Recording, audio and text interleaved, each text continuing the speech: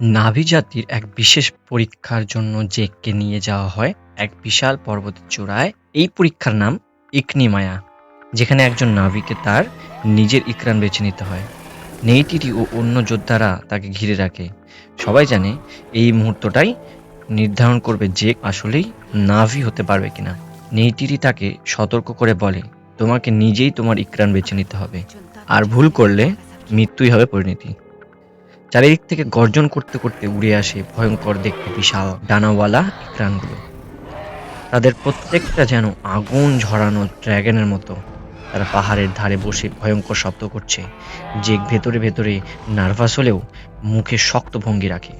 নেইটিরি বোঝায়, যে ইকরান তোমার দিকে হামলা করবে সেও তোমাকে বেছে নেবে।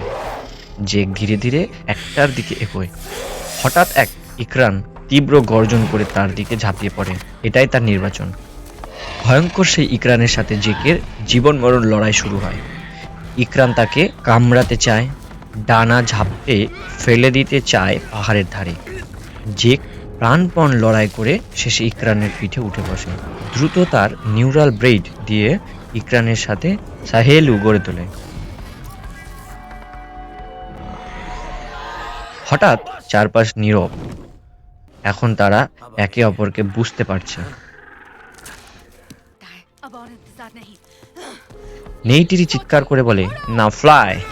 কিন্তু উড়ানো অত সহজ নয়। ইকরান ডানা মেলে পাহাড়ের কিনারা থেকে লাফ দেয়। জেক শ্বাস বন্ধ করে ধরে থাকে। তারা আকাশে ঝাঁপিয়ে পড়ে। মুহূর্তের জন্য মনে হয় দুজনেই পড়ে যাবে নিচে। তারপর হঠাৎ ইকরান ডানা মেলে আকাশে উড়ে যায়। জেকের চুল উড়ে যায় বাতাসে। তার চোখে ভয় মিশ্রিত আনন্দ। জেক প্রথমবার প্যান্ডোরার নীল আকাশ আর সবুজ পাহাড়কে উপর থেকে দেখে। চারিদিকে ভেসে বেড়াচ্ছে ভাসমান পাহাড়গুলো। সে ধীরে ধীরে নিয়ন্ত্রণ পেতে শুরু করে। বায়ে ঘোড়ায়, ডানে ঘোড়ায় ডানা মেলতে শেখে। একসময় সে অন্য নাভি যোদ্ধাদের পাশ দিয়ে উড়ে যায়। নেইটিরি তার দিকে তাকিয়ে মৃদু হাসে, কারণ জেক পরীক্ষায় উত্তীর্ণ হয়েছে।